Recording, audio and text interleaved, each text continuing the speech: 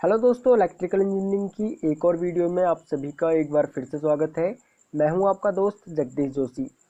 दोस्तों, इस वीडियो में हम बात करेंगे व्हाट इज एचआरसी फ्यूज के बारे में कि एचआरसी फ्यूज क्या होता है और इसको हम कहां पे यूज़ करते हैं।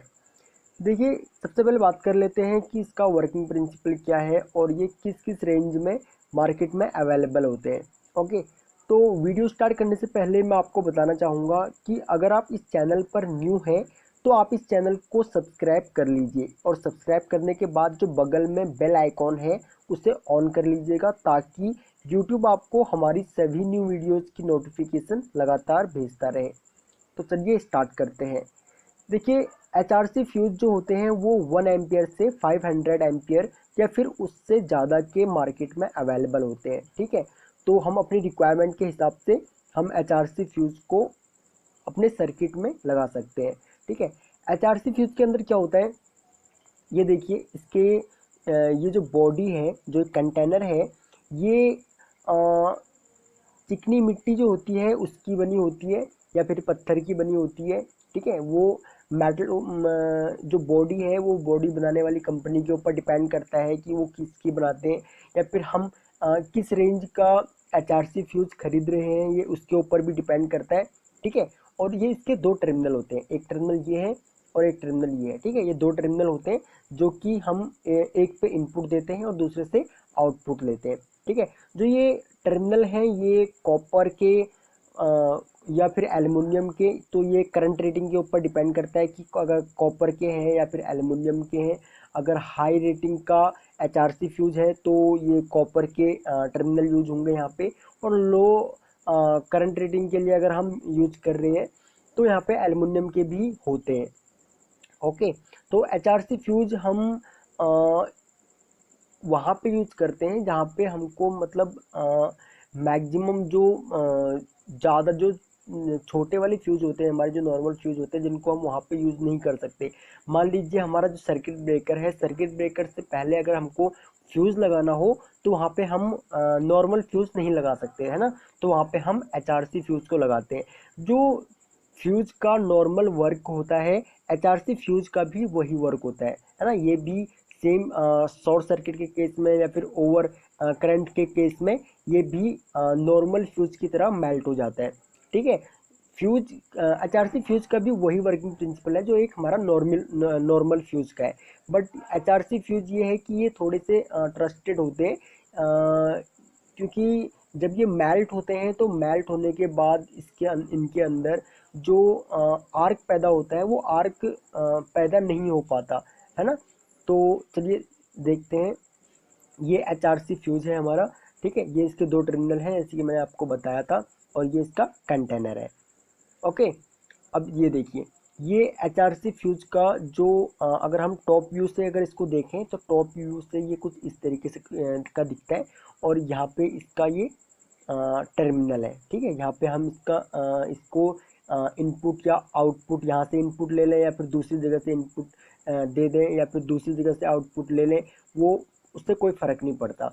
ठीक है, यहाँ पे इसका ये टर्मिनल है, एंड ये देखिए ये इसका कंटेनर है। इसके अंदर हम रेत को भर देते हैं ताकि जब हमारा फ्यूज मेल्ट हो तो उसमें जब गैस बने तो उसमें आर्क पैदा ना हो, है ना। और आर्क पैदा होगी तो मतलब हमारा जो सर्किट है, सर्किट में बाकी सर्किट को भी नुकसान हो सकता है। तो उसके लिए हम एक कंटेनर को यूज़ करते हैं, और कंटेनर के अंदर हम रेत भर देते हैं ताकि हमारा जो फ्यूजिंग एलिमेंट है वो जब मेल्ट हो तो कोई आर्क पैदा ना हो, है ना। तो इसलिए देखिए ये कंटेनर है हमारा और ये फ्यूजिंग एलिमेंट है। ठीक है, ये जो फ्यूजिंग एलिमेंट है ये इसके अंदर होती है, और ये जो इसका है ये कवर है। यहाँ पे जो वन देखिए, 1 2 एंड 3 यहाँ पे ये नट लगते हैं, यहाँ पे नट लग के ये कसा जाता है। ठीक है, इसके अंदर हम रेत डालते हैं। रेत डालने के बाद जो ये फ्यूजिंग एलिमेंट है, ये एलिमेंट इसके अंदर डाला जाता है। ठीक है, ये फ्यूजिंग एलिमेंट जो है ये सिल्वर का, हम इसको सिल्वर का यूज करते हैं। ये कॉपर का भी हो सकता है। ये फ्यूजिंग जो करंट रेटिंग के हिसाब से हम लोग जो मार्केट में मिलते हैं करंट रेटिंग के हिसाब से मिलते हैं कि वो सिल्वर का यूज़ कर रहे हैं या फिर कॉपर का यूज़ कर रहे हैं, तो ये उस पर डिपेंड करता है। ओके, अब ये देखिए जो मैंने दिखाया था यहाँ पे आपको, एक कंटेनर है, कंटेनर के अंदर जो हम रेत यूज़ करते हैं वो ये है, ठीक है। ये हम यूज इसलिए करते हैं कि आर्क पैदा ना हो, और जो जब हमारा फ्यूज जो है जब इसमें हाई करंट जब इसमें से जब फ्लो होगी, तो फ्लो होने के बाद जब इसके अंदर जब हीट जब पैदा होती है, तो वो हीट, ये रेत इसलिए हम इसलिए यूज़ करते हैं ताकि वो पूरे फ्यूज की एलिमेंट का टेम्परेचर जो है अंदर का उसके एक सब बनाए रखे, है ना, इसलिए हम इसको यूज़ करते हैं। तो ये फ्यूजिंग एलिमेंट है हमारा, और ये कंटेनर, ठीक है। अब ये एचआरसी फ्यूज, अब देखिए सबसे पहले हम बात करते हैं कि एचआरसी फ्यूज को हम यूज़ करने से पहले हम किन किन बातों का हमको ध्यान रखना चाहिए। देखिए एचआरसी फ्यूज, एक तो जिस रेटिंग का हमने एचआरसी फ्यूज मार्केट से ख़रीदा है या जिस रेटिंग की हमको रिक्वायरमेंट है, पहले वो हमको देखना पड़ेगा कि हमको कितने एम्पियर की रिक्वायरमेंट है। मतलब कि हमको जो नॉर्मल कंडीशन है हमारी कि सर्किट में हमारे मान लीजिए 50 एम्पियर अगर हमारा करंट 50 एम्पियर करंट पे हमारा जो मशीन है वो नॉर्मल रन करेगी, ठीक है। और तो हम यहाँ पे इसको 50 एम्पियर का एचआरसी फ्यूज लगा देंगे। तो एक तो हो गया 50 एम्पियर का ये फ्यूज, इसकी नॉर्मल जो है रेटिंग है, ठीक है। और एक इसकी ब्रेकिंग जो कैपेसिटी है, यानी कि कितने एम्पियर तक करंट अपने में से फ्लो होने देगा, और उससे अगर ओवर हो गया मतलब तो मेल्ट हो जाएगा। तो इसकी कैपेसिटी होती है, मान लीजिए अगर हम इसको 500 एम्पियर रख देते हैं, है ना, 500 एम्पियर। तो 500 एम्पियर रखने का मतलब ये है कि जब इसकी एचआरसी फ्यूज की करंट जो इसमें से अगर 500 एम्पियर तक अगर करंट फ्लो होने लगेगा, फ्लो होगा, तो इसका जो एलिमेंट है वो मेल्ट हो जाएगा, है ना। मेल्ट होने के बाद ये बाकी के सर्किट को हमारे सप्लाई से अलग कर देगा, और जो बाकी का जो हमारी जो सप्लाई है वो डैमेज होने से बच जाएगी। तो जो ये फ्यूज है, अब इसको हम क्या करते हैं, ओवरलोड के समय में हम इसको ओवरलोड से बचाने के लिए यूज करते हैं। और जो इसकी ब्रेकिंग कैपेसिटी है वो भी अच्छी होती है इस वाले फ्यूज की, और ये काफ़ी सेंसिटिव होते हैं।